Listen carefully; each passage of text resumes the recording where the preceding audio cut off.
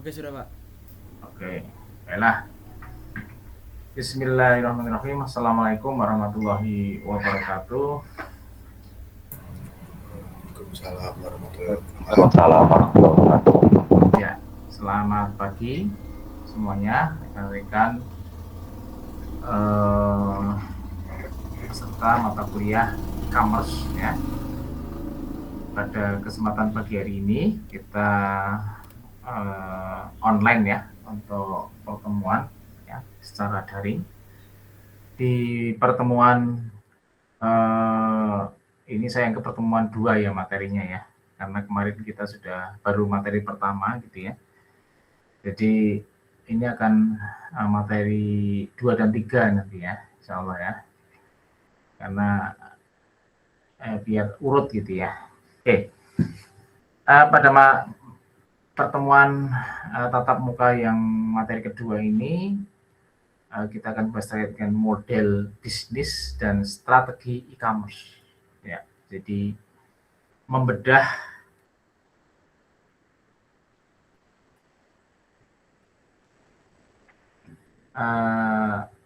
struktur, nilai, dan inovasi dalam kehidupan digital. Nah, tentunya ini akan menarik sekali ya, rekan-rekan bahkan kemarin langsung terjun ya membuat sebuah implementasi e-commerce ya, bukan membuat ya, tapi Anda menggunakan ya sebuah marketplace gitu ya, yang tentunya itu free gitu ya, bisa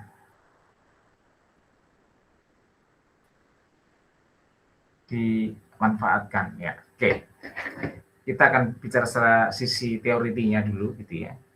Jadi harapannya kita bisa mengeksplorasi ya, mengoptimalkan ya, bagaimana internet ini ya atau media online ini mengubah ya fundamental bisnis ya, mulai dari tentunya klasifikasi model bisnis to bisnis, bisnis to customer ya, dan ini merupakan value chain ya, atau istilahnya pergeseran rantai nilai hingga strategi bertahan di tengah disrupsi teknologi. Nah, ya. Nah, kita berada di tengah-tengah disrupsi teknologi ya. Ya, tentunya sudah jauh sebenarnya ya, artinya orang budaya belanja online ini sudah saya kira sudah jadi culture gitu ya, sudah menjadi kebiasaan. Nah, saya yakin rekan-rekan sudah pernah semua belanja online ya, baik fisik maupun digital gitu ya, baik produk digital maupun produk-produk yang tentunya bentuknya barang. Oke, nah kalau kita lihat gitu ya dalam anatomi model bisnis itu ada 8. Nah, 8 elemen kunci. Nah, Anda sambil nanti merenung gitu ya, atau mengimplementasikan nanti ya, bagaimana elemen-elemen ini Anda tuangkan nanti ya dalam bisnis Anda ya, sekecil apapun ya. Kalau besar itu dimulai dari yang kecil ya. Kalau Anda yang kecil belum mulai ya Anda nggak akan besar gitu ya, kecuali ada mukjizat. Nah, kecuali ada sesuatu yang ajaib. Oke, yang pertama apa yang perlu Anda pahami ya dalam model bisnis digital ya, atau model bisnis bukan hanya digital ya, model bisnis era disrupsi ini ya, atau era abad 21 gitu ya. Ya, yang tentunya harus Anda pahami di sini adalah proporsi nilai ya, mengapa pelanggan membeli ya. Jadi ini harus Anda pahami benar. Nah, ini istilah kerennya adalah riset pasar. Anda bisa menggunakan tool riset pasar ya, menggunakan Google. Ya, Google itu ada aplikasi atau website untuk riset pasarnya. Ya, tentunya Anda menyesuaikan dengan passion Anda ya. Anda pengen apa ya, barang atau produk yang Anda akan jual.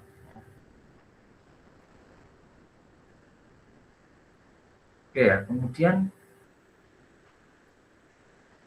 Anda masuk ke tentunya setelah riset pasar gitu ya, Anda bisa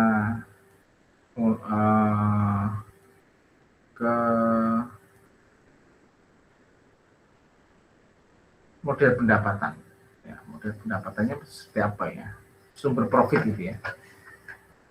Sumber profit, iklan atau pelanggan gitu ya. Misalkan Anda di kemarin sudah saya sampaikan di milik Pak Nur misalkan nhpreneur.com gitu ya. Itu Bapak berjualan apa? Produk digital. Nah, saya juga lagi membuat sebuah produk yang barang yang namanya qurantulis.com gitu ya. Ini belum jadi webnya, dulu sempat jadi tahun sebenarnya udah lama ya, qurantulis.com itu sejak 2013 ini ya, tapi sempat take down gitu ya websitenya, tapi domainnya masih saya pertahankan. Jadi udah berapa tahun saya mempertahankan domain dulu qurantulis.com gitu ya, yang tentunya ini produk barang gitu ya, fisik gitu ya. Ini sudah lama ini ya, tapi ini saya akan hidupkan lagi gitu ya. Nah, itu yang kedua, model pendapatannya ya. Jadi model pendapatan tentunya kita membuat kolam ya. Kolam itu apa? Anda kemarin praktek ya, jadi membeli, bukan membeli ya, Anda ya taruhlah membeli ya, karena Anda nggak bayar ya, berarti Anda dapat bonus lah gitu ya. Di produk nhpreneur.com gitu ya. Biar Anda paham loh, ini alur menjual produk digital ya, yang itu sangat simple, mudah gitu ya, karena klien hanya tinggal mendownload produknya, resikonya kecil gitu ya. Ya pasti ada resikonya ya, resikonya mungkin sudah beli nggak puas, itu kan resiko di luar skenario gitu ya. Tapi kan kita sudah membuat semaksimal mungkin tentunya. Yang ketiga adalah kita lihat potensi pendapatan, peluang pasarnya ya. Ya untuk jualan atau bisnis pasti ada risiko ya. Mungkin produknya sudah out of date gitu ya, atau mungkin sudah tidak laku. Kita harus terus berpikir ya, punya ide-ide untuk melihat peluang saat ini. Tentunya melihat untuk siapa Anda membuat produk, kita membuat produk ini ya. Untuk kliennya siapa? Untuk anak muda, untuk orang tua, untuk anak-anak, untuk ibu-ibu, ya, untuk organisasi, ya, untuk perguruan tinggi, dan lain sebagainya. Ya, peluang pasar. Dan juga kita lihat siapa pesaing kita. Nah, pasti ya, yang namanya bisnis ya, kalau Anda lihat di Sukaraja itu kan, satu jalan gedung, hampir kebanyakan gedung gitu ya. Tapi tetap laku aja sejak zaman Belanda mungkin ya, atau sejak zaman Jepang gitu ya. Sampai sekarang. Gitu ya. Ya. Jadi ya, kalau kita berprinsip rezeki sudah ada yang ngatur, nah itu aman ya, kita bisnis itu ya enjoy gitu ya. Mau tetangga kita sama bisnisnya, ya, anggaplah mitra gitu ya. Kalau nanti habis tinggal ngambil ke tetangganya, ya saling kolaborasi. Ya, tapi kalau kadang kita lihat jaga musuhnya, pesaing kita ya, nah ini kadang bisa tensinya naik nanti ya, emosi ya, gitu dan sebagainya. Kita lihat ya. Tapi ini kadang juga bisa untuk memotivasi gitu ya. Misalkan kenapa di lingkungan kita produk yang sama lakunya keras ya, kita enggak, nah mungkin layanan kita, servisnya, produk kita enggak bagus ya. padahal sama. Nah, misalkan kalau beda sih no problem. Oke. Nah, kemudian dari sisi kalau dilihat di sini kanan ya, sisi kanannya ini ya, posisi value, model pendapatan, peluang pasar, lingkungan kompetitif. Nah, ini perlu ada namanya tim manajemen. Nah, Anda bisa mulai dari diri Anda sendiri ya, karena memang Anda baru mulai, bisa Anda memulai dari Anda sendiri. Ya, membuat tim manajemen. Ya, atau keahlian pemimpin ya, misalkan Anda sebagai direkturnya atau CEO-nya ya, kita kenal ya CEO, Anda berapa ini 44 mahasiswa jadi CEO ini ya, keren ya, saya berharap sekali ini ya. Kami juga sudah menelurkan ya CEO alumni informatika ya. Nah, kalau Anda dengar Abata ya, Abata Printing itu bosnya dari alumni angkatan 2009 ya, Mas Taufi namanya ya, udah di beberapa cabang 5 atau 6 gitu ya, di Cilacap, Purbalingga, di Purwokerto ya. Ada lagi yang kaos ngapak, nah, itu dulu binaan saya, mahasiswa ekonomi tahun 2009 atau 2010 dulu ya. Sekarang jadi CEO kaos ngapak. Nah, Anda kalau tahu kaos ngapak ya, kayak Dagadu ya, jogger gitu ya, itu ada di Purwokerto namanya Puji ya, ini Mas Puji ngapak itu di jalan sudah punya apa namanya showroomnya ya, itu di Sawangan ya, dekat Geduk-Geduk itu ya, sebelah rumah makan Surabaya yang di Sawangan ya. Itu salah satu ya, dulu tekun ya, mulai bisnis dari mahasiswa. Perlu ditata ya. Artinya masuk ke nanti setelah manajemennya jadi gitu ya. Kalau bisa 2 atau 3 orang ya, atau 2 dulu gitu ya, saling tukar pendapat ya. Baru ke pengembangan organisasi. Ada mengatur organisasi itu dikembangkan atau diatur ya sedemikian rupa ya, misalkan ada tim produksi, tim manajemen untuk marketing ya, atau pengelolanya sendiri, manajernya ya, SOP ya. Jadi nanti akhirnya buat standar operasional prosedurnya. Nah, itu penting gitu ya, biar ada ketegasan. Strategi pasar ya, rencana menjangkau pelanggan, atau ini sangat penting sekali ya, karena kita akan menjadi ujung tombaknya ya, bagaimana agar barang kita laku. Nah, ini kadang-kadang teman-teman ada informatika ini buat barang nggak bisa jual gitu. Buat software tapi nggak bisa jual. Nah ini ya, ini kendala sekali ini ya. Nah, jadi perlu tim manajemen yang tentunya ada yang memproduksi, ada yang menjual gitu ya. Yang terakhir adalah keunggulan kompetitif. Ini yang tentunya akan menjadi unik ya. Barang kita biar unik ya. Sama-sama sistem. Misalkan Anda buat sistem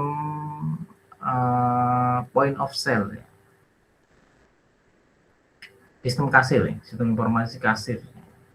Ya, pasti sudah banyak ya di dunia, di Indonesia, di Banyumas, ya, karena banyak toko. Ini peluang, ya. Peluang bisa dibuatkan sistem kasirnya. Nah ini tentunya 8 kunci ini ya, bisa memberikan gambaran ya model bisnis. Nah ini contoh landscape ya, antara model bisnis baik bisnis to customer, retail dan konten ya. Jadi sebentar, ada telepon. Halo?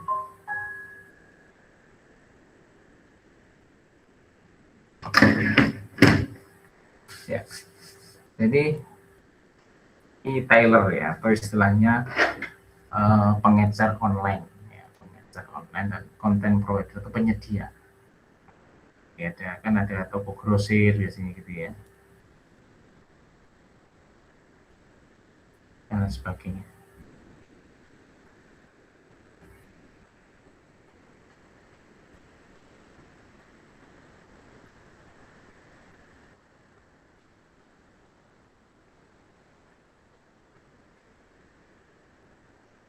Oke, nah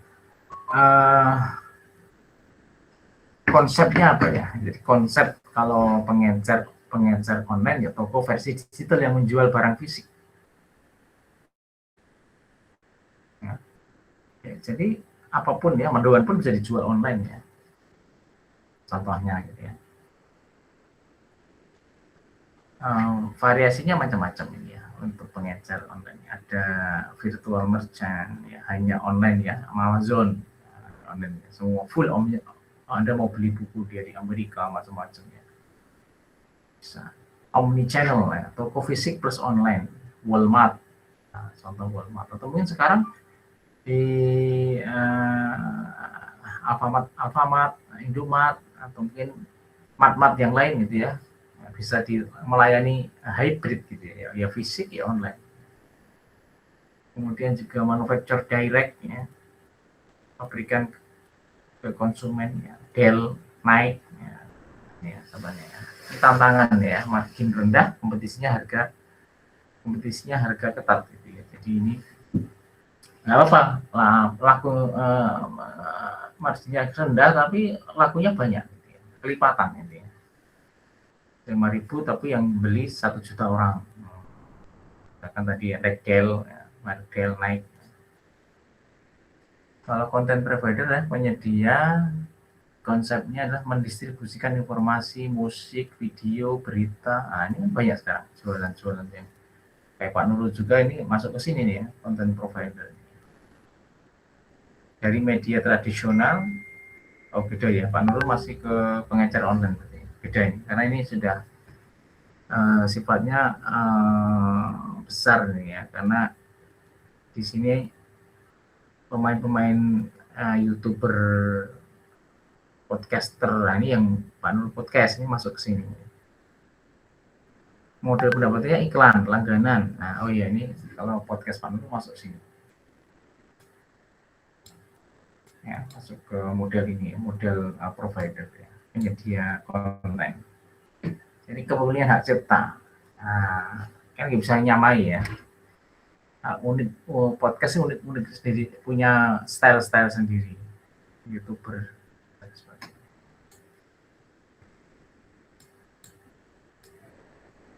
Nah, kemudian landscape untuk bisnis to customer ya, penghubung dan pencipta. Nah, kita tentunya mengenal yang namanya gerbang pencarian dan konten ya.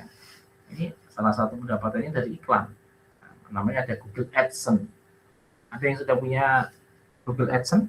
Mencoba? Muana punya Muana? Belum, Pak. Ada yang punya di sini? Wildan? Nggak punya juga. Google AdSense ya. Ada kan tahu ada Google AdSense? Coba di searching ya. Apa sih Google AdSense itu? Ya, dijawab. Dibaca aja nggak apa. Kalau udah ketemu. Apa itu Google AdSense?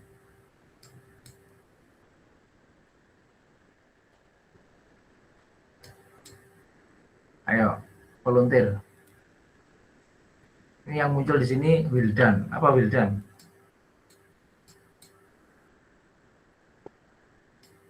Gimana Pak? Weh, dengerin nggak kamu? Dengerin. Google Ya. AdSense itu program periklanan online milik Google yang memungkinkan pemilik situs web, blog, atau kreator konten yang menghasilkan uang dengan cara monetasi dengan menampilkan iklan, Pak. Nah, ini ya, pendapatan utama dari iklan. Ya. Jadi iklan itu akan beredar ya. Nah, nanti akan dapat yang namanya monetizer, jadi monetasi. Ya, semuanya monetize ya. Anda mau TikTok, Anda mau podcaster di YouTube ya, dimonetize, gitu ya.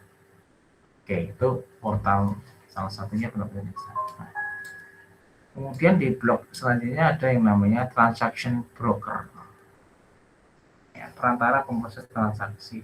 Ya, ini ada Expedia, ada e-trade. Ya, ini kecepatan dan kemudahan fokusnya. Jelas ya kalau transaksi broker ini kan layanan untuk memberikan apa ya,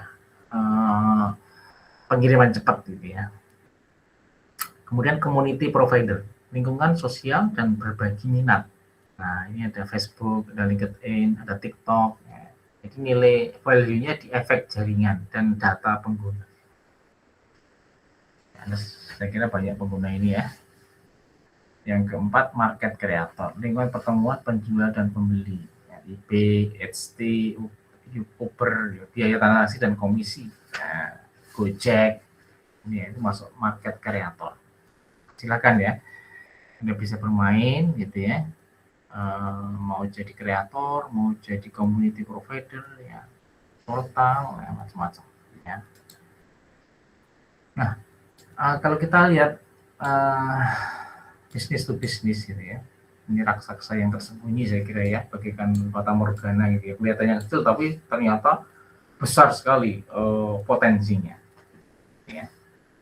Jadi kalau tadi kita bisnis to customer ya, kita bahas selanjutnya bisnis to bisnis ya, modelnya macam-macam ya. Ada ya, e-distributor ya, contoh katalog online satu perusahaan ya. Procurement ya, otomatis rantai nilai dan pengabdian ya. Ada sekarang model bisnis untuk pengadaan barang di pemerintah pun sudah bisnis to bisnis gitu ya. Jadi sifatnya adalah lelang. Ada apa namanya?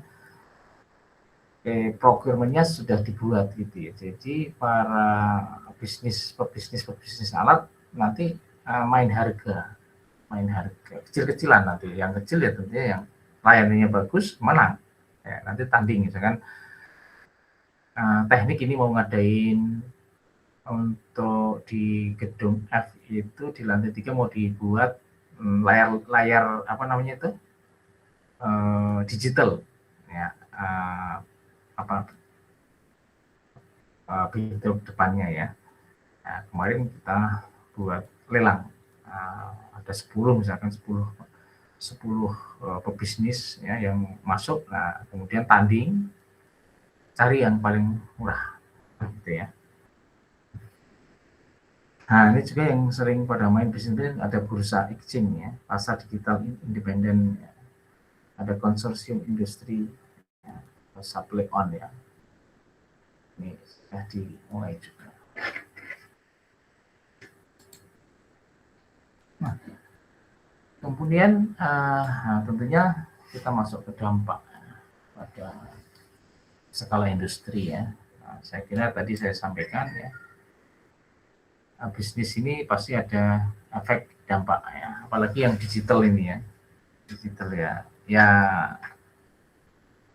resiko itu bisa besar bisa kecil ya, tergantung modal. Ini modal besar, resikonya besar, modal besar, untungnya besar. Ya, kalau berani bermain ke sana ya, jadi perusahaan ini bisa melihat dari berbagai sudut pandang ya. Misalkan mulai dari hambatan masuk ya, dari persaingan antar kompetitor secara global ya. Banyak barang-barang Cina ya sekarang ya, berlomba-lomba mendatangkan barang dari luar negeri ya, bahkan yang lagi ramai dari Amerika gitu ya, regulasinya lagi diatur ya, dan kadang tanda petik gitu ya, Nah, yang bahaya mungkin misalkan daging ya, kan bahaya ya. Nah, nggak ada label halalnya dari sana. Kekuatan pemasok, ancaman distribusi, dan kekuatan pembeli. Nah, ini yang perlu dilihat. Kemudian kita bisa lihat rantainya ya.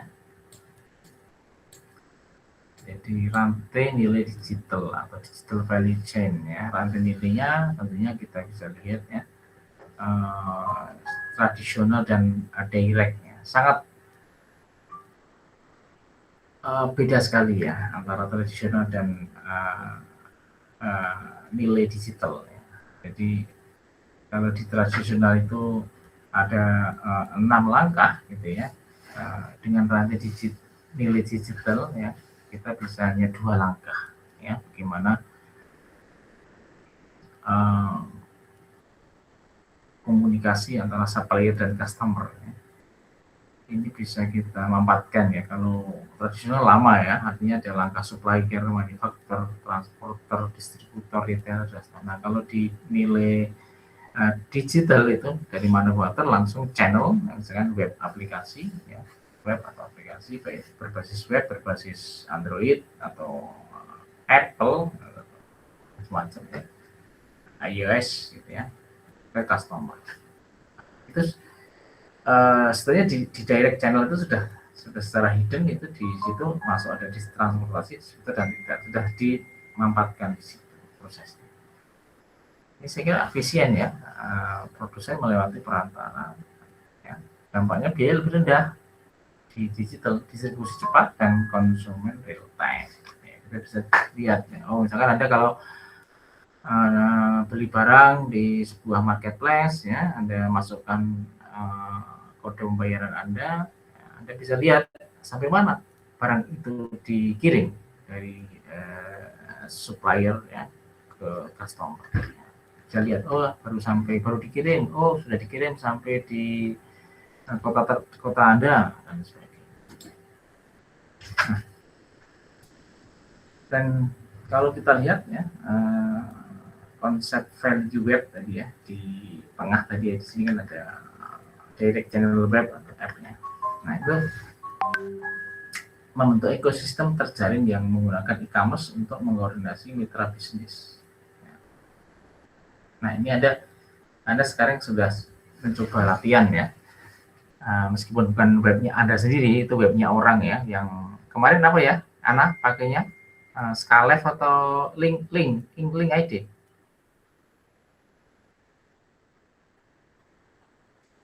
Halo. Kemarin Skalev, Pak. Skalev ya. Coba ini tadi yang Venus ya tadi ya. Vincensus. Iya, Pak. Coba link di alamat Skalev Anda diklik di sini. Di chatting.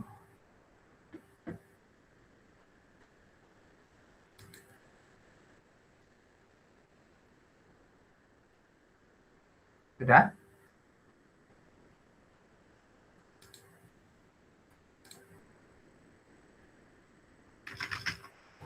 Bagaimana, Pak? Alamat Skalevmu di mana?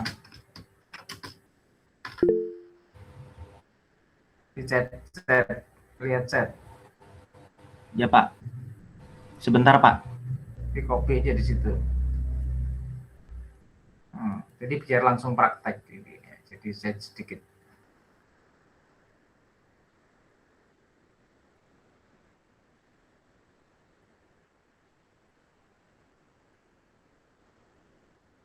Atau duluan. Ayo, langsung klik. Paling awal siapa?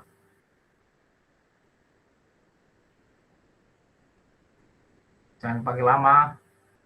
Mana chatnya?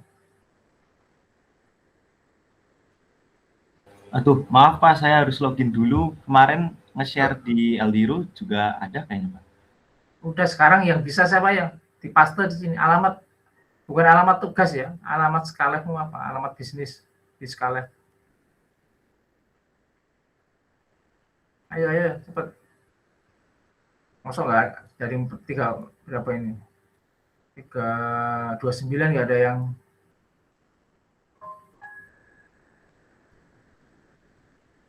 ini di akhir pertemuan ada kuis nanti ya, yang nggak hadir nggak dapat nilai.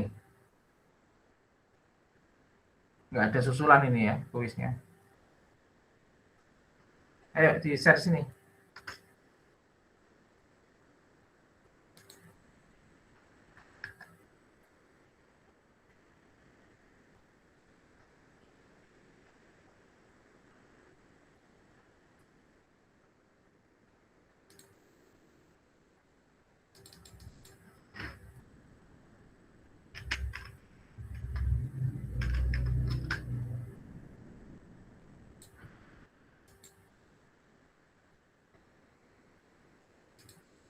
Oke, makasih Dilan Felix Habsoro ya.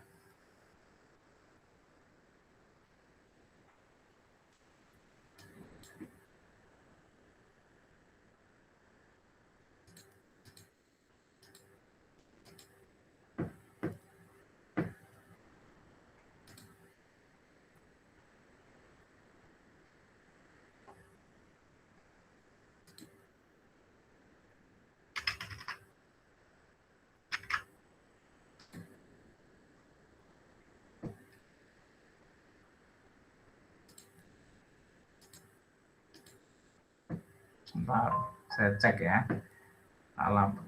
Miliknya Ian tadi ya. Mana tadi?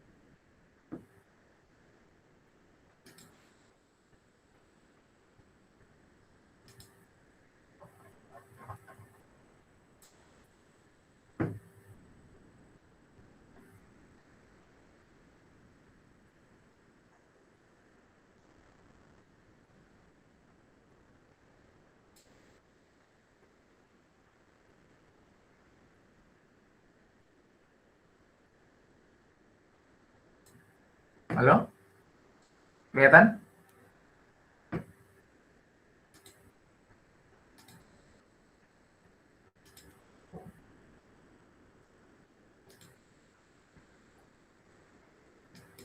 Mana tadi?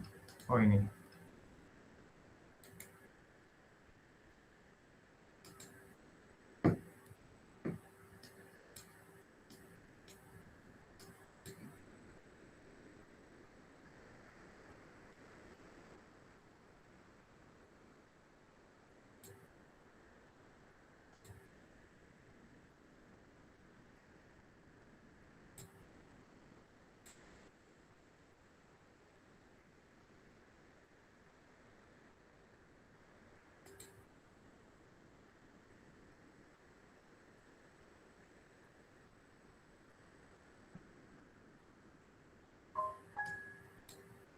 Oke, ini Anda menuliskan 2 ya.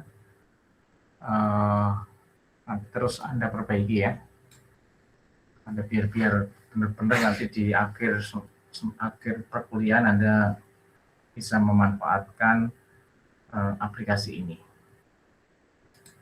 Oke, kita lanjutkan dulu ya. Ya, ingat ya, yang keluar nanti kasih tahu nih ya, ada kuis nanti di akhir pertemuan ya untuk CPMK 1 ya, untuk karena sifatnya nggak ada UTS tapi nanti ada tes ya sampai 4 CPMK ya, ini CPMK 1. Oke. Slide-nya kelihatan? Terlihat, Pak. Oke. Sebentar.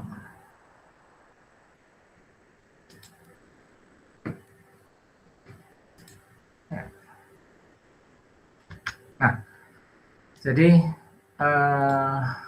Anda sudah langsung mencoba gitu ya, meskipun bukan server Anda.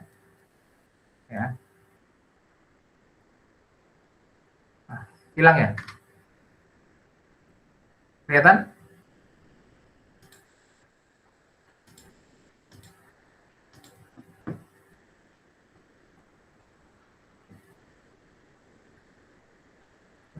Oke ya. Nah, jadi konsep ya, pemanfaatan website untuk marketplace. Yang kedua nanti bisa pakai app. Nah, itu mungkin lebih mobile ya, karena pengguna handphone kan makin mungkin di Indonesia mungkin hampir setiap orang punya ya mungkin ya. Hampir itu mungkin bisa kalau 50% oke lah ya. Penduduk Indonesia berapa? 280 juta ya. Setengah penduduknya punya handphone atau lebih sekarang ya, karena sudah hampir 70 mulai IT ya, atau pengguna teknologi itu ada mungkin 70% ya, dari 280. Ini ya pasar ini ya. Ini bisa jadi apa namanya, satu kebaikan ya untuk model bisnis ini.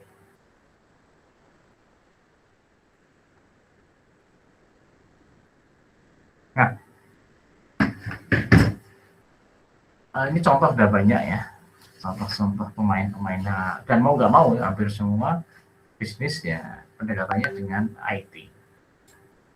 Nah, strategi bisnis digital yang generik ya, jadi Anda bisa melihat diferensiasi ya, produk unik ya, sulit ditiru, misalkan itu ya. Ya ini butuh ide, butuh kerja keras gitu ya, kerja cerdas gitu ya. Ya paling gampang jualan atau bisnis itu yang unik pasti akan banyak orang cari ya. Yaitu ada riset pasar tadi yang penting, riset pasar yang tentunya Anda bisa mengoptimalkan. Terus juga kompetisi biaya, harga terendah ya efisien, nah itu ya. Cakupan skupnya ya, mau misalkan Apple kan global ya, seluruh dunia ya cakupan. Kalau Anda mau jualan jajanan ala daerah Anda ya paling skupnya kecamatan atau kabupaten.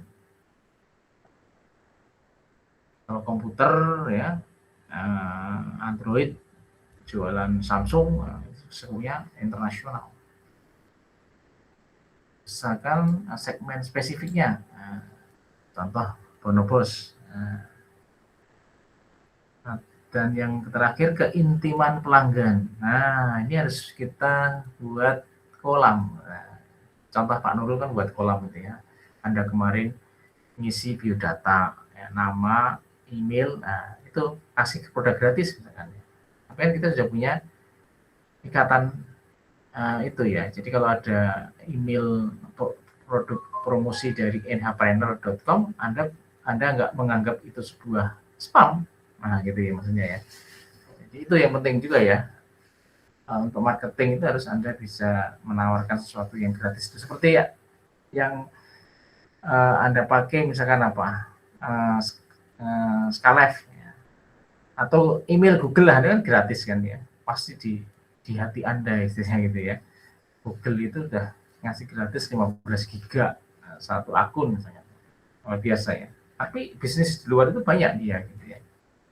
Mau nambah space bayar dong, ketergantungan kan akhirnya. Ya. Oke. Nah ini dinamikanya ya, jadi dinamika disrupsi digital ya, ini akan terus ya, dulu ya mulai dari teknologi manual ke digital ya. Dulu ada TV manual, sekarang TV digital semua. Orang semua jualan antena digital ya. Dan kalau TV digital itu ya tidak ada bintik-bintiknya itu ya, bening gitu ya. Mau kecepatan pesawat seperti apa, bening ya. Atau di daerah mana yang di situ bisa terjangkau ya pasti tidak ada. Kalau dulu kan pakai antena misalkan ya, contoh kecil ya. Di dunia bisnis ya, misalkan kita harus lihat ya bagaimana misalkan perkembangan bisnis tradisional ke digital. Nah, jadi kalau tidak mengikuti akan mati. Ya. Contoh smartphone vs kamera digital ya dulu ya. Ya tentunya sekarang kamera ya bisa untuk foto, untuk video. Nah, jadi kan berpikir ya yang punya kamera ya. Kalau yang minded ya, yang namanya bisnis ya untuk fotografer ya harus pakai kamera. Nah, beda lagi. Nah, kita lihat market kreator ya yang mengubah kerajinan tangan menjadi ekonomi digital. Nah, atau batik ya, sekarang ada batik fraktal ya, lihat gitu ya, bisa dicek nanti ya, itu di Bandung gitu ya, Mbak Nancy Margaret gitu ya, ada batik fraktal ya, jadi pakai software cara membatiknya gitu ya, buat studio unik gitu ya. Nah kalau sekarang banyak sekali perkembangan yang evolusi ya dari situs komunitas menjadi raksasa pasar global ya, Etsy ya. Etsy ya. Kemudian ada pencarian Equo berbasis AI untuk produk fitur lokalisasi bahasa. Kemudian pelajarannya market creator menang dengan memecahkan friksi ya, penemuan atau discovery bagi pembeli. Tentunya ini butuh satu data ya. Artinya pembeli aktifnya berapa, kita sudah bisa memprediksi gitu ya, atau sepatnya ya melihat ya produk kita dibeli oleh berapa orang. Nah, gitu ya. Kita bisa melihat petanya, kekuatan. Nah, ini bisa kita optimalkan. Apalagi dengan teknologi AI dan machine learning ya, atau big data, kita bisa melihat ya, bisa mengaudit gitu ya, usaha kita ya, bisa dipolakan ya dengan teknologi AI dan nah ini studi kasus gitu ya, mungkin dengan kan tahu ya, Twitter atau X ya, sudah dibeli Elon Musk ya, jadi X sekarang. Ini tantangan ya, penggunanya, popularitas 330 miliar pengguna tidak menjamin profit. Nah ini ya, model pendapatannya iklan, 90% pendapatan, ya. Esensi data, warehouse-nya, ya, sebagainya. Ya. Mungkin kita hanya pengguna ya, tapi kita mikir dari mana ya pendapatan ini? Kan tidak sekedar aplikasi, pasti yang namanya dia bisnis ya, untuk menghidupin karyawan X di seluruh dunia dan sebagainya. Nah, ini ada konflik ketegangan antara alun-alun kota bebas bicara atau bisnis aman bagi pengiklan. Modelnya juga harus dipelajari, model bisnis yang selaras dengan proporsi. Nah, kemudian juga bagaimana kita mendesain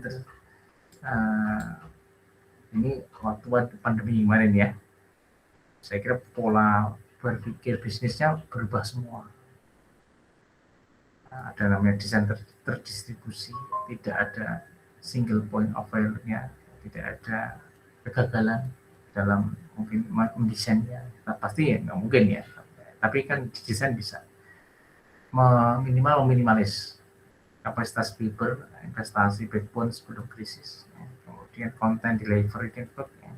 Changing content di server lokal, contohnya di Akamai, manajemen lalu lintas, ya, downgrade kualitas otomatis saat padat. Nah, jadi pintar-pintarnya mengatur dari segi infrastrukturnya. Nah, kemudian juga kita ada daftar strategi checklist, ya. Dicek proporsi nilai tadi ya, apakah Anda memecahkan masalah nyata. Nah, ini tentunya perlu riset pasar. Ya. Yang paling dekat aja ya, Anda mau rekan-rekan kan Skylife kan masih bingung ini ya. Mau apa ini yang akan ditawarkan ke klien Anda, ke calon. Ya. Atau yang sudah ada, Anda jadi affiliate juga boleh, silahkan. Affiliate yang paling cocok untuk passion Anda. Nah, kemudian juga analisis 5 kekuatan tadi ya, posisi tawar terhadap pemasok dan pembeli. Identifikasi value web kalau tidak menggunakan web, ya. Dan yang terakhir ya, ini sebagai kesimpulan ini ya, adakah kompetitor yang nice ya dengan harga murah. Dan yang terakhir adalah diversifikasi pendapatan, hindari ketergantungan satu sumber. Anda bisa mungkin buat 2 produk, 3 produk gitu ya, dan lain sebagainya. Di masa depan e-commerce ini harapannya ada di tangan Anda, ya. Anda lah sebagai pelaku-pelakunya, bukan hanya penikmat. Itu harapannya, apalagi orang IT ini ya, Anda bisa memberikan solusi di bidang-bidang lain, ya. Jadi memahami model bisnis dan infrastruktur hanyalah langkah awal ya. Yang penting bagaimana Anda menang di ekonomi digital bukanlah yang terbesar, melainkan yang paling adaptif dalam merajut nilai bagi pelanggan di tengah ekosistem yang telah berubah. Nah, ini saya kira sangat penting sekali ini ya. Anggaplah quote ini ya, quote yang bisa Anda pakai ini ya. Anda harapannya menjadi para pemain-pemain nanti di bidang e-commerce. Oke, ini quote pertemuan hari ini. Oke, saya kira itu untuk materi. Saya masuk ke nanti materi akan saya taruh di Aldiru, ya. Masuk ke kuis ya. Silakan teman-teman Anda yang tadi keluar suruh masuk ya. Ini tidak ada ngulang ya, tidak ada ngulang.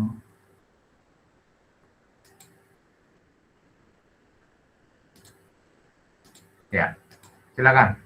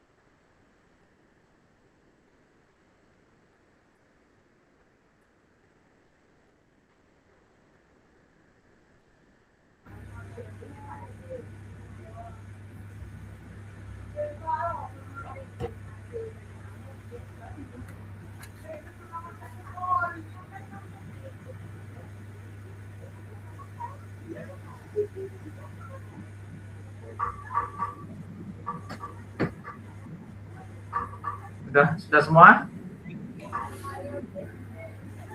Bentar, Belum, Pak. Pak. Belum, Pak.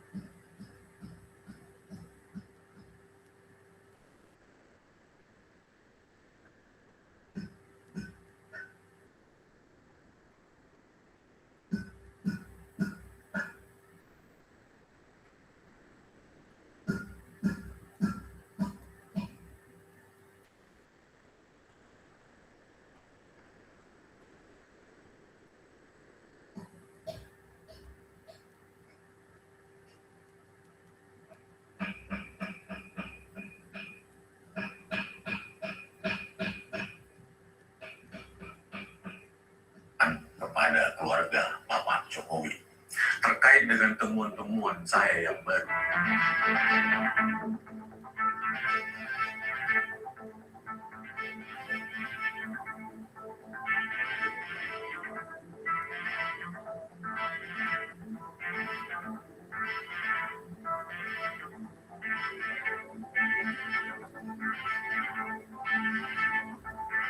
Saya sebagai peneliti menyatakan minta maaf secara gentleman kepada keluarga Bapak Jokowi terkait dengan temuan-temuan saya yang baru yang saya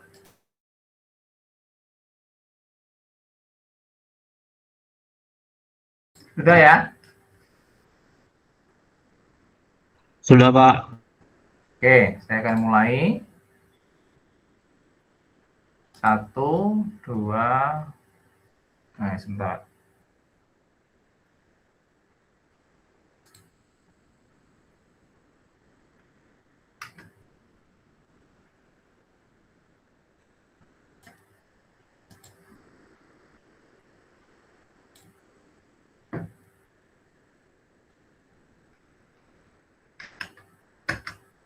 Ya.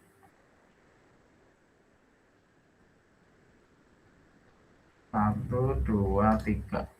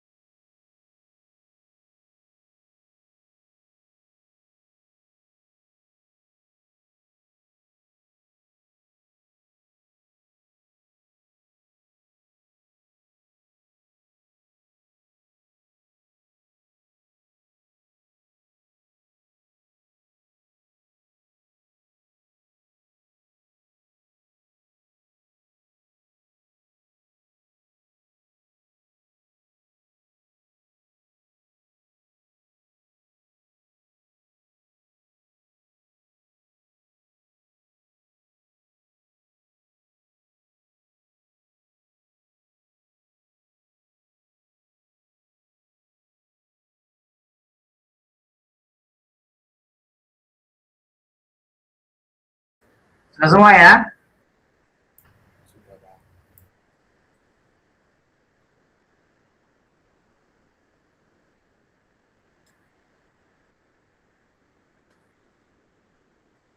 Ya, kita lihat. Oke, selamat. Selamat untuk Yusuf Ridwan, Muhammad Rifki Khor, dan Jaris Balakosa. Nah, ya. Oke, saya klik dulu, saya download hasilnya. Hasilnya ini.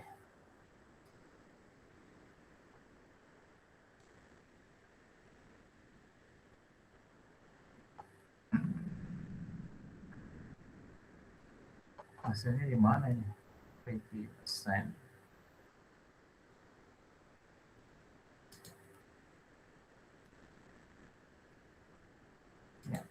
Ya, nanti hasilnya saya tampilkan ya, semoga bisa di-download.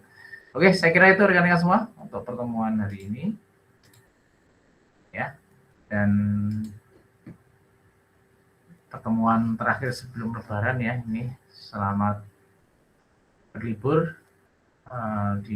Tentunya yang menunaikan puasa selamat berpuasa, dan nanti selamat hari raya Idul Fitri. Sekian dari saya. Assalamualaikum warahmatullahi wabarakatuh. Waalaikumsalam. Terima kasih, Pak. Sama-sama. Terima kasih, Pak. Permisi, Pak. Terima kasih, Pak. Waalaikumsalam. Kenapa? Pak, Felix, kenapa Felix? saya belum sempat absen, Pak. Lo piye toh? Sama Pak, saya belum sempat absen. Cepet.